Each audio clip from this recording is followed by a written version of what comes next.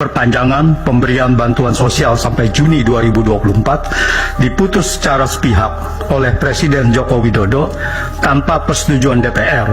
melanggar konstitusi dan sejumlah undang-undang. Pertama adalah pemberian bantuan sosial secara sepihak oleh Presiden Joko Widodo dalam rapat Kabinet 6 November 2023 tanpa persetujuan DPR dan tidak ditetapkan dengan undang-undang, melanggar pasal 23 Undang-Undang Dasar. Presiden Joko Widodo kemudian memerintahkan kepada Kementerian Keuangan melakukan pemblokiran anggaran di sejumlah kementerian lembaga senilai 50,15 triliun.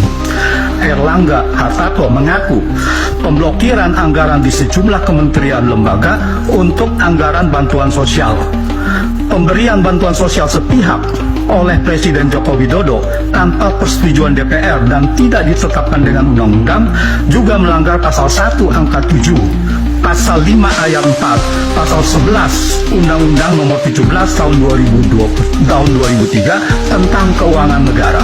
Menurut pasal 34 Undang-Undang Keuangan Negara, setiap pihak termasuk Presiden yang terbukti melakukan penyimpangan kebijakan yang telah ditetapkan dalam Undang-Undang tentang APBN diancam dengan pidana penjara dan denda sesuai dengan ketentuan undang-undang. Penyimpangan kebijakan APBN 2024 dengan memperpanjang bantuan sosial tanpa persetujuan DPR, tanpa ditetapkan dengan undang-undang, masuk kategori tindak pidana korupsi seperti dimaksud pasal 3 ayat 1 Undang-Undang nomor 31 tahun 1099 tentang pemberantasan tindak pidana korupsi yang berbunyi, setiap orang yang dengan tujuan menguntungkan diri sendiri atau orang lain atau suatu korporasi menyalahgunakan kewenangan, kesempatan atau sarana yang ada padanya karena jabatan dan kedudukan yang dapat merugikan keuangan negara dan atau perekonomian negara dipidana dengan pidana penjara seumur hidup atau pidana penjara paling singkat 1 tahun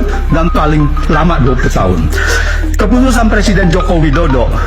memperpanjang bantuan sosial sampai Juni 2024 secara sepihak, mengubah APBN 2024 tanpa persetujuan DPR,